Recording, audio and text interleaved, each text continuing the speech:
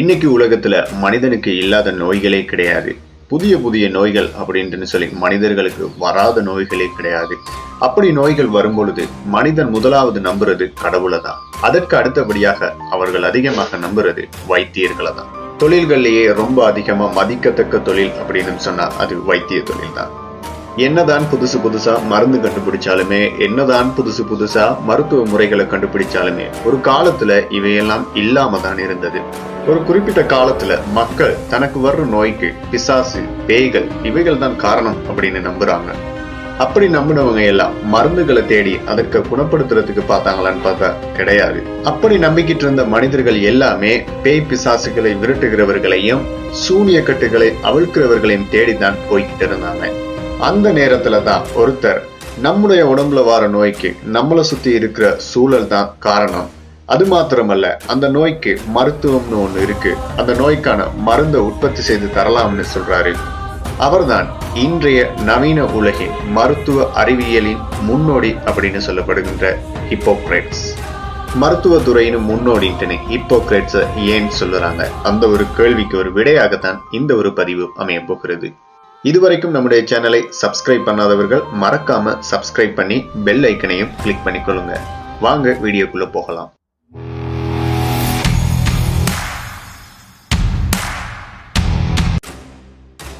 Hippocrates வாழ்ந்த காலம் அப்படிங்கிறது மக்கள் மூட நம்பிக்கைகளால மூழ்கி கிடந்த ஒரு காலம்.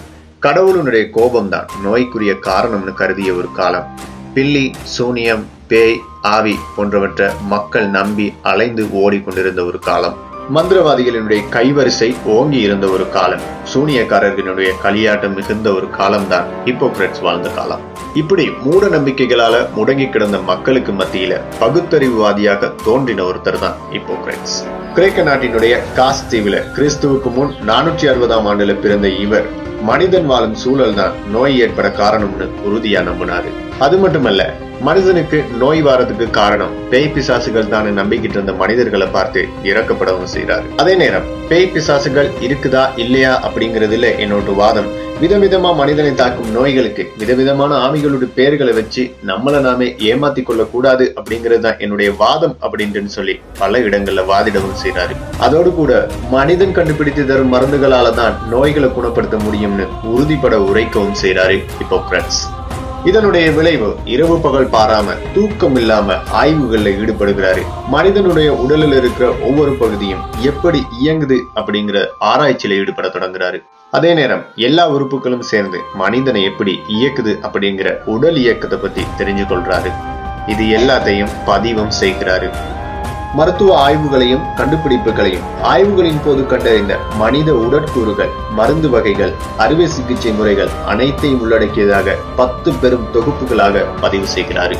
பல்வேறு விதமான நோய்களை பற்றிய ஆயிரக்கணக்கான பதிவுகளையும் இவர் மேற்கொள்கிறாரு.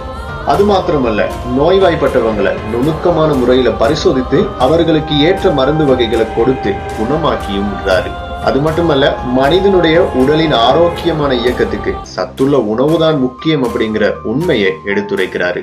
உடல் நலம் குன்றுவதற்கு சராசரியா வேலை செய்து வந்த உடல் இயக்கத்துல எங்கேயோ ஏற்பட்ட ஒரு கோளாறு தான் காரணமே தவிர பேய் பிசாசு ஏதும் இல்லை என்ற உண்மையினை மக்களுக்கு ஆணித்தனமா எடுத்துரைத்தாரு.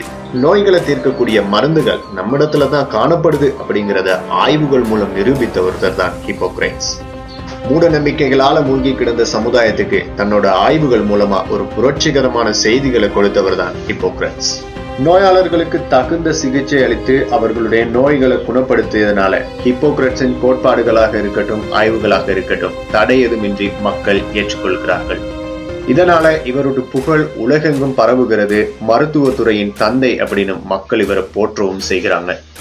அதோடு கூட மனித நோய்கள் மற்றும் அந்நோய்களுக்கான பாதகமற்ற மருந்துகள் எனும் குறிக்கோளோடு இவர் செய்த எண்ணற்ற ஆய்வுகளும் வியப்பூட்டும் அனுகூலமான தீர்வுகளும் மருத்துவராக இறங்கி வந்த கடவுள் அப்படின்னு புனிதமான பட்டத்தையும் இவருக்கு பெற்று தந்தது. இன்னைக்கு உலகெங்கிலும் உள்ள பல்கலைக்கழகங்கள்ல இருந்து மருத்துவத்துறையில பட்டம் பெற்று வெளியேறும் ஒவ்வொரு மாணவர்களும் எடுத்துக்கொள்ளும் சத்திய பிரமாணத்துக்கு பெயர் ஹிப்போக்ரேட்ஸ் பிரமாணம். மருத்துவ விஞ்ஞானம்ங்கிற புதிய அறிவியலினுடைய கதவை திறந்து விட்ட ஹிப்போக்ரேட்ஸ் கிறிஸ்துவுக்கு முன் 377 பிறந்து போகிறாரு. மருத்துவ விஞ்ஞானம் உள்ள வரைக்கும் அவர் வாழ்ந்து கொண்டே இருப்பார் அப்படிங்கிறது